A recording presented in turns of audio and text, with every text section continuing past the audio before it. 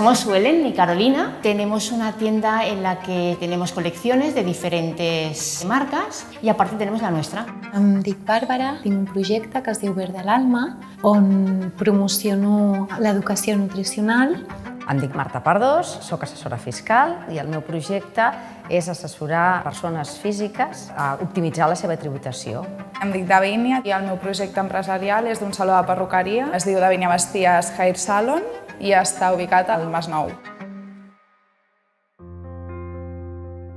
A mi em va motivar a emprendre el fet que volia un canvi professional. Jo era assalariada i tenia ganes de fer una feina que tingués sentit per mi, que pogués ajudar els altres, i això la millor manera que vaig trobar va ser sent la meva pròpia cap. Jo estava molt cansada de treballar per altres persones, treballant en projectes o en empreses que no m'omplien, no estava fent el que realment m'agradava. I fa 2 anys vaig tenir com una petita crisi o vaig dir, bueno, què estic fent amb la meva vida, no? El tema un poco de hacer una reflexión profunda sobre lo que es nuestro negocio, que a veces dices, bueno, pues tú vas funcionando, te vas adaptando. Jo al principi deia, no sé ni per on començar, i vaig acudir a la Casa del Marquès perquè m'ho van dir i em van ajudar a fer el projecte, la memòria tècnica, el que és comptabilitat, tot això que jo no sabia ni com començar a fer-ho. No estem educats per emprendre, no estem educats per ser persones empoderades.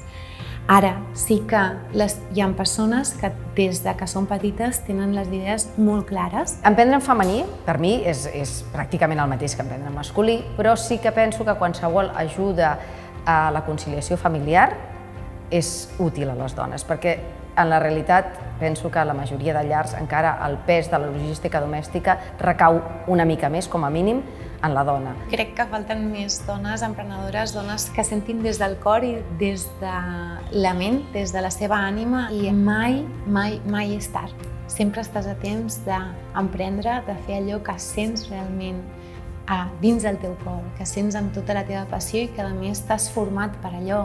Abre tu mente, porque a veces incluso es necesario como desaprender para que te vengan ideas nuevas a la cabeza y poder realmente unes conceptos que hay personas que no los han unido. Entonces igual eres tú el primero en unir esos conceptos y creas algo nuevo, algo completamente nuevo. Al principi serà dur, però tot té els seus resultats. Lo que hagas, hazlo con pasión y que te encante, porque momentos difíciles, que no te gustan, habrán, pero si lo que tú quieres lo haces con pasión y te gusta, conseguirás lo que quieras.